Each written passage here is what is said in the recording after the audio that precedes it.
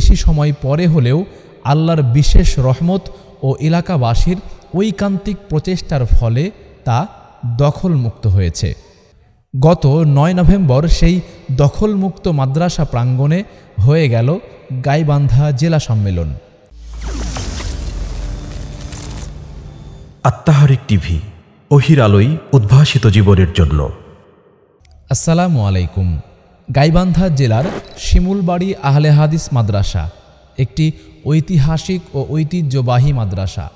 মাদ্রাসাটি মুহতারাম আমিরে জামাত professor doctor Mohammad Asadullah আল গালিব স্যারের হাত ধরেই হয়, কিন্তু কালের পরিক্রমায় সেটি একক ব্যক্তির অধীনে ও ভোগ দখলে চলে যায়। আলহামদুলিল্লাহ, দীর্ঘ 2 যুগেরও বেশি সময় পরে হলেও আল্লাহর বিশেষ রহমত ও এলাকাবাসীর ঐকান্তিক প্রচেষ্টার ফলে তা দখলমুক্ত হয়েছে।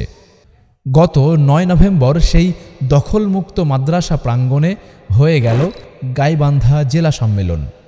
সম্মেলনে হাজার হাজার জনগণের সমাগম ঘটে। আমিরে জামাত প্রফেসর ডক্টর মোহাম্মদ আসাদুল্লাহ আল গালিবের উপস্থিতি সম্মেলনের রৌনক বৃদ্ধি করে।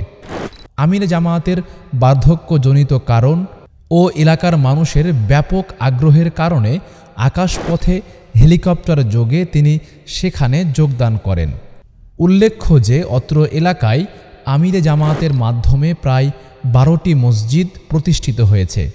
এছাড়াও নলকূপ ও অন্যান্য ত্রাণ সামগ্রী সহ নানান সুযোগ সুবিধা নিয়মিত পেত এই হতদরিদ্র এলাকার লোকজন। আমরা আশা রাখি আবারও এই এলাকায় দুর্বার গতিতে দাওয়াতি কার্যক্রম চলবে ইনশাআল্লাহ। আশরাফুল আলমের সভাপতিত্বে উক্ত সম্মেলনে আরও উপস্থিত ছিলেন আন্দোলন এর কেন্দ্রীয় সাধারণ সম্পাদক অধ্যাপক মাওলানা নুরুল ইসলাম। যারা খেয়ানত করেছেন তারা অকৃতজ্ঞ। অন্যান্যের মধ্যে বক্তব্য পেশ করেন আন্দোলন এর কেন্দ্রীয় প্রচার সম্পাদক ও মাসিক আত্মাহারিক সম্পাদক ডক্টর মোহাম্মদ সাখাওয়াত হোসাইন। তার সকল গুনাহের এটা কাফফারা হবে, কিন্তু আমানত ব্যতীত আমানতের জন্য কোনো কাফফারা হবে না। আন্দোলন এর গবেষণা বিষয়ক সম্পাদক ডক্টর মোহাম্মদ কাবিরুল ইসলাম। সুতরাং আপনাকে আমাকে প্রথম যেটা দরকার সেটা হলো আপনাকে আমাকে পরিশুদ্ধ হতে হবে। বক্তব্য পেশ করেন শেখ আমানুল্লাহ বিন ইসমাইল আল মাদানী। যে ইমাম বলে আস্তে আমিন বলার হাদিস সবল, আর জোরে আমিন বলার হাদিস দুর্বল, আর ব্যঙ্গ করে বলে রিয়াল আনতে যায় আরব দেশে, রিয়াল আনতে যায় আমিন নিয়ে আসে, এরকম বেয়াদবের খুতবা চাই না। আরও উপস্থিত ছিলেন যুব সংঘের কেন্দ্রীয় সভাপতি শরীফুল ইসলাম। আজকে যারা এই সম্পদগুলি আত্মসাৎ করে রেখেছি, তারা রাসূলুল্লাহ সাল্লাল্লাহু আলাইহি ওয়াসাল্লামের এই বাণী যা আল্লাহর ওহী অবশ্যই নিঃসন্দেহে সত্য।